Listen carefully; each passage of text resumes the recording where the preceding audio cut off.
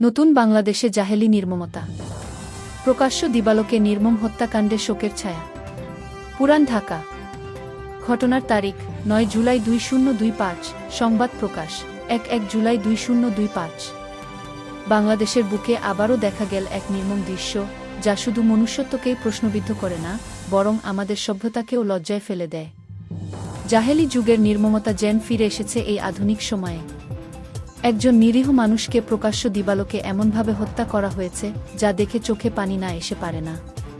হতভাগ্য সেই মানুষটি নির্মম হামলার শিকার হয়ে পথের ধারে লুটিয়ে পড়েন। চারপাশে আতঙ্ক আর স্তব্ধতা। পথচারীরা হতবাক, পরিবারটি পুরোপুরি ভেঙে পড়েছে। নিহতের পরিবারের একজন সদস্য কান্নাজড়িত কণ্ঠে বলেন, এই দৃশ্য আমরা কোনো দিন কল্পনাও করিনি। সে তো কাউকে কষ্ট দিত না। আল্লাহ যেন আমাদের ধৈর্য দান করেন গো। এই নির্মম ঘটনার ভিডিও ইতোমধ্যে সামাজিক মাধ্যমে ছড়িয়ে পড়েছে।